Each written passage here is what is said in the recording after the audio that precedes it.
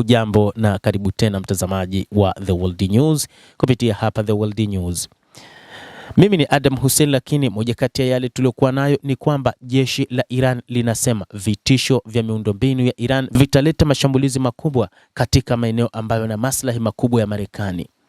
Brigedia Jenerali Hossein Mohebbi, msemaji wa jeshi la walinzi wa mapinduzi ya Kiislamu ya Iran IRGC, ametoa onyo kali siku ya Jumatatu, akisisitiza kwamba majaribio yoyote ya Marekani ya kulenga miundombinu muhimu ya Iran yatasababisha ulipizaji wa kisasi wa kimkakati dhidi ya maslahi muhimu ya Marekani yaliyopo popote katika dunia, hasa katika maeneo ya Mashariki ya Kati, lakini pia na Ulaya.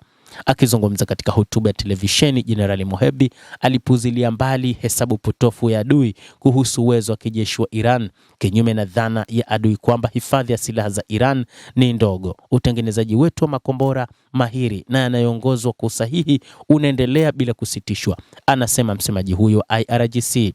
Msemaji huyo amesisitiza zaidi kuwa Marekani sasa imekuja kufahamu kikamilifu madhara ya hatua za kijeshi dhidi ya miundombinu ya Iran. Leo hii Amerika imeelewa vyema kwamba ikiwa itatekeleza vitisho vyake dhidi ya miundombinu yetu, itakabiliwa na mapigo mazito ya kimkakati katika vichocheo vya nishati dhidi ya maslahi yake muhimu, anaonya. Jenerali Mohebbi pia aliangazia kushindwa kwa jaribio la maonyesho ya adui ya kufungua mlango wa bahari wa Hormuz, akibainisha kuwa malengo kama hayo yamesalia bila kufikiwa kutokana na mkao wa kuzuia wa Iran na ushawishi wa kikanda uliopo kwa Iran. Matamshi hayo yanajiri huku kukiwa na mvutano mkubwa kati ya Iran na Marekani, huku pande zote mbili zikipeana maonyo kuhusu uwekaji kijeshi na mali za kimkakati katika eneo hilo la Ghuba ya Uajemi. Msemaji huyo wa jeshi la walinzi wa mapinduzi ya Kiislamu amepuzilia mbali matamshi ya rais wa Marekani Donald Trump, akidai kwamba mlango wa bahari wa Hormuz si wa Marekani na kusema kuwa ni njozi zisizokuwa na msingi, zisizo za kweli na tupu, na kusisitiza kwamba hakuna hata meli ya kivita ya Marekani iliyopo hivi sasa katika Ghuba ya Uajemi. Brigedia Jenerali Hossein Mohebbi katika mahojiano na shirika la habari la Fars amerejelea maoni ya hivi punde ya Trump kuhusu mlango wa bahari wa Hormuz na kusema hata wanachama wa utawala wa Trump wenyewe hajachukua maneno yake kwa uzito. Madai haya hayakubaliki kwenye jukwaa la kimataifa pia.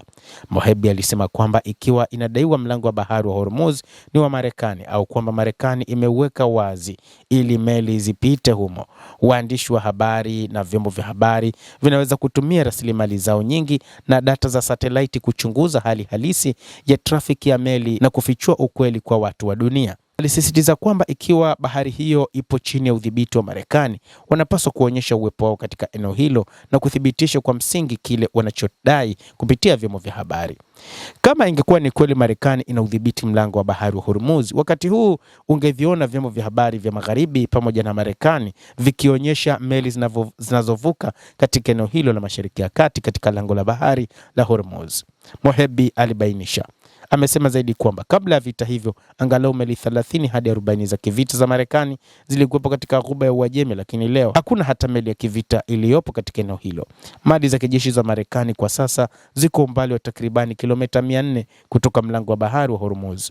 Hata hivyo, kuhusu kiwango cha utayarifu wa Iran alisisitiza, utayarifu wetu ni 100% na hakuna usumbufu uliowahi kutokea katika utayari wa Jamhuri ya Kiislamu ya Iran. Masharti ya uwanja wa kile kinachozingatiwa katika maeneo mbalimbali hutofautiana na madai ya upande wa Marekani, anasema zaidi. Endelea kutufuatilia mtazamaji, lakini nikusihi usisahau kulike, kucomment, kadhalika kusubscribe channel yetu hii upate habari hizi kwa mapana kupitia The World News. Jina langu ni Adam Hussein, endelea kuwa nasi wakati wote, endelea kutufuatilia ujue ni nini kinachojiri katika ulimwengu.